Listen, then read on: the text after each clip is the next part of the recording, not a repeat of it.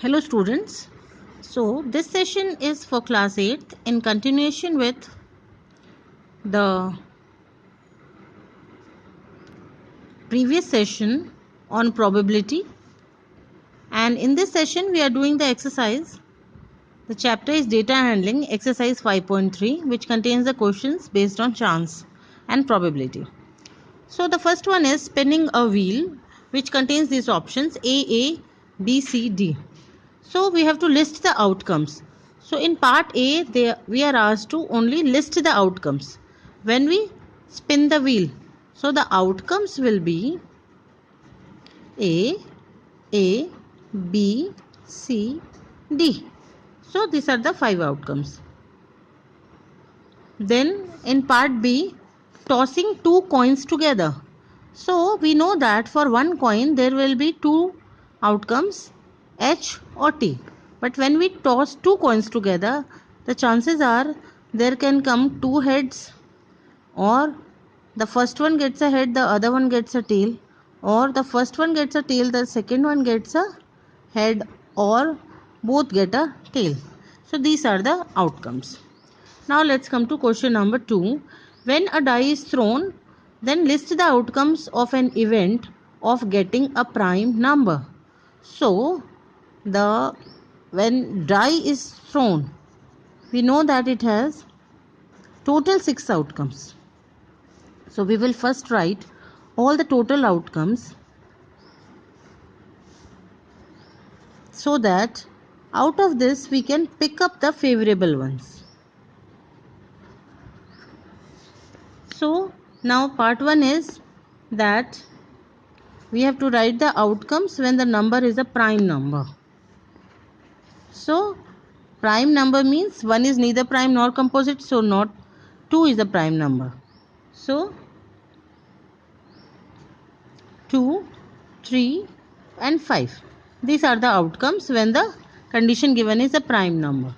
Now when the number is not a prime, so please pay attention here that when a number is not prime, then 1 is not to be taken because 1 is neither prime nor composite. So the numbers will be 4, 6. Then the next one is a number greater than 5. When they are asking a number greater than 5, then 5 will also not come because 5 is equal to 5. So only one outcome is there, that is 6. And last is a number not greater than 5. So when a number is not greater than 5, then the outcomes could be 1, 2, 3, 4 and 5. Because 5 is equal to 5 and not greater. So either the question is number of outcomes or list the outcomes.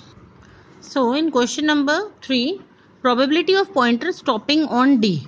Now the probability of pointer stopping at D will be 1, 2, 3, 4, 5. Total 5 outcomes are there. So out of that, stopping at D is just one of them. So it will be 1 upon 5. Now probability of getting an ace from a well shuffled deck of 52 playing cards. So in this case, total cards are 52. So total outcomes are 52. Now how many aces are there in this deck of playing cards?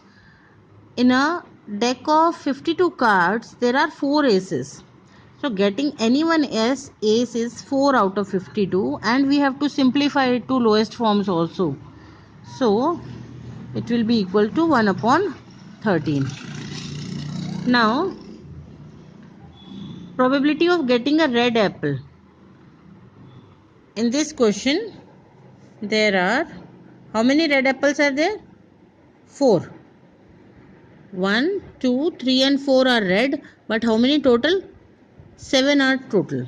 So the probability of getting a red apple is 4 out of 7. So it is 4 by 7. Similarly, there is an activity in question 4. This you can perform at home by writing 1 to 10 on slips, putting them in a box and picking up one of them and finding out the probability. So this is how we solve the questions, and you can further solve other questions based on the same concept. Thank you.